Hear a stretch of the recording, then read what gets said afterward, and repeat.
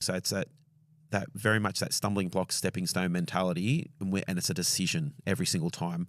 And the way you come to that, your decision may be different depending on the person, the situation. Very good. So you might deal with the situation differently based on the relationship you have and where that other person is on the journey of faith. Yeah. Wow, that's good. That's really good.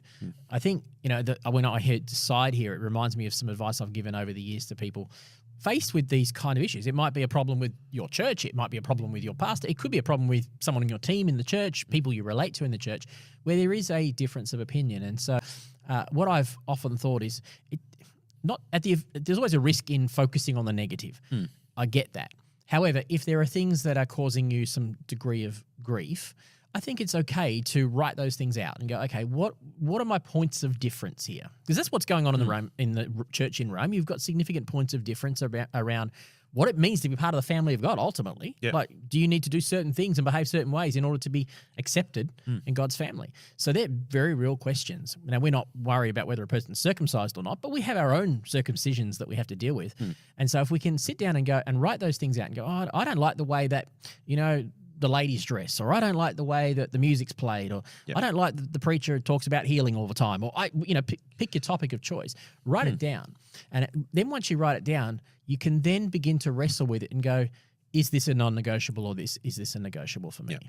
And I would never tell a person that something shouldn't be a negotiable or a non-negotiable. I might have a perspective on it, but even as a pastor, it's not my right or responsibility to say to this person, you need to change your conscience about that thing and think this way. I'm asked, I might give my perspective. Even giving my perspective, I'll be slow to do that because conscience is a very real issue. And so that's okay. If that's a conscience issue for you, it doesn't have to be a conscience issue for me. I could still relate to you. But once you've qualified, is it a negotiable or a non-negotiable? Then you can bring this into practice. And I imagine all of us would find things in our community of faith where we go, I'm not so sure about that, the way the church is led, the way different things happen. And if we can do that and go, okay, then what you just said comes into practice, which is, okay, is this going to be something that I'm going to hold so close that it's going to cause me to go, I'll be better off doing something else? Or is this going to be something where I can go, this is an opportunity to turn into a stepping stone? Yeah. And rather than me be a stumbling block for somebody else, maybe it's a stepping stone toward unity. Because I can sit down with this person and say, hey, we don't necessarily agree on this, but I love you.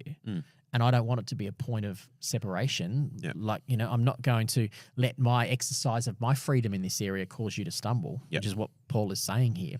Yep. So, we haven't even mentioned alcohol. That's another one. Yeah. Alcohol's huge. Alcohol, what you watch on television, the list goes on.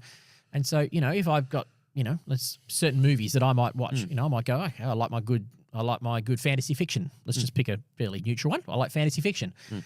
But I'm also aware that there are other people in my congregation who may have come out of occultic practices and might even struggle with things that I'm not going to invite them around on Saturday afternoon and say, let's watch Fellowship of the Ring together.